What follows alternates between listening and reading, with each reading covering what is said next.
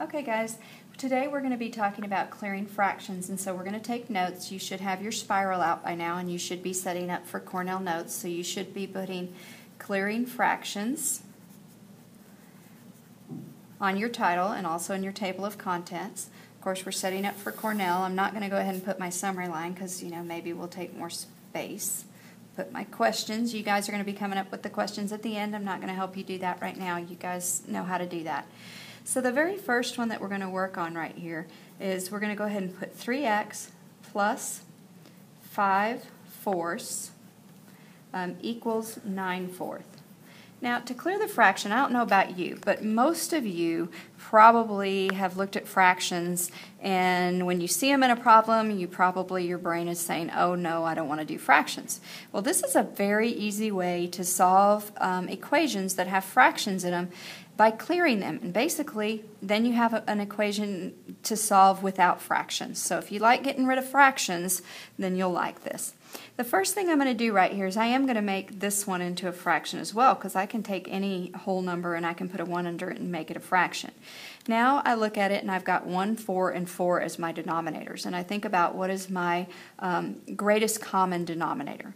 Well, the number that 1, 4, and 4 that would have in common, greatest common, would be 4. So I'm going to put parentheses around here and I'm going to put a 4. One of the ways that this works is because it uses what you've learned with distribution. So we're going to go ahead and look right here, and I'm going to ask, these are the questions I ask myself when I'm doing this. I look at here and I say, okay, how many times does 1 go into 4? Well, 1 goes into 4 times. Then I multiply that 4 times my numerator.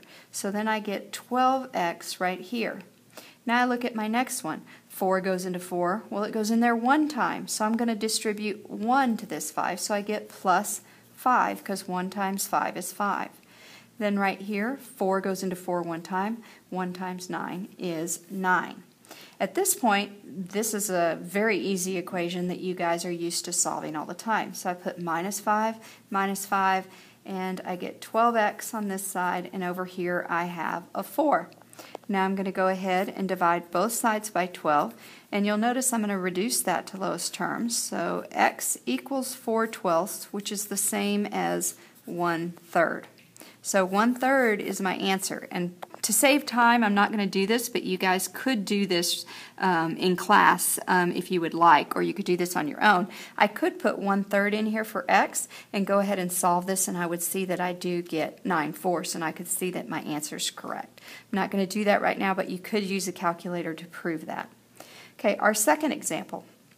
Our second example is going to be x divided by 1/3 minus 7/2 equals negative 10/3. Okay, this one right there, if I saw that and I'm working a problem and I was going to work it with fractions, I wouldn't enjoy that very much. But clearing the fraction, it's very simple. First of all, I'm going to look at the negative 3, the 2, and the 3. Greatest common denominator. Well, 6, they can all divide into 6 evenly, so I'm going to use 6. And of course you could use something else like 12 or something. You just might have to reduce a little more at the end. What I look right here, negative 3 goes into 6, negative 2 times, negative 2 times x, I get negative 2x right there. 2 goes into 6 3 times, 3 times 7, I get my minus 21 right there. Okay, make sure you keep the signs. 3 goes into 6 2 times negative 10, I get negative 20. Now I just go ahead and solve my equation. Don't have any fractions anymore. Well, in order to solve this, I need to get the x by itself, so I'm going to add 21, sorry about that. Add 21 to both sides, so I get negative 2x is equal to negative 20 plus 21 is 1. So then I have divide by negative 2 to get that x by itself.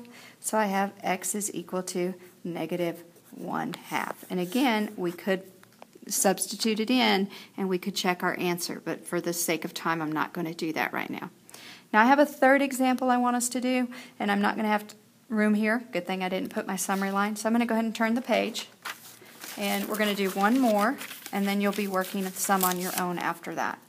So here's our example 3, and this one right here, I'm going to take 3 and 1/7 is equal to negative 6/7 plus 4c. So in this case, I want to get the c by itself. And when I'm going to work this, I'm going to go ahead and change this right here to an improper fraction. So we should remember how to do that from years past. So 7 times 3 is 21, plus 1 is 22 over 7. So now I have 22 over 7 equals negative 6/7 plus 4c. Well, I'm going to make this one a fraction to make this easier. I want to clear that 7. I don't want to deal with it.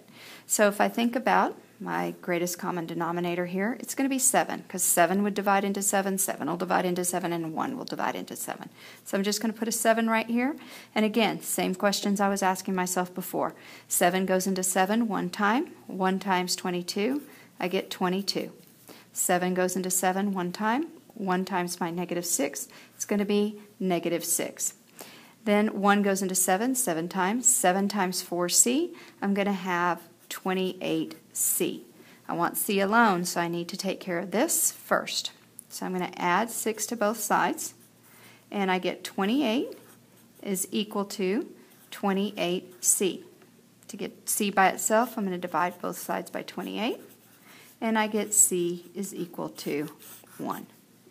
Okay, at this point you should be writing your questions. I would expect you to have 1 or 2 questions, as well as you should be answering the questions that you come up with in your summary. So go ahead and get that done, and that's how we clear fractions. Basically, we find our greatest common denominator, and then we distribute to all the terms in the equation, and then we can solve it without having any fractions.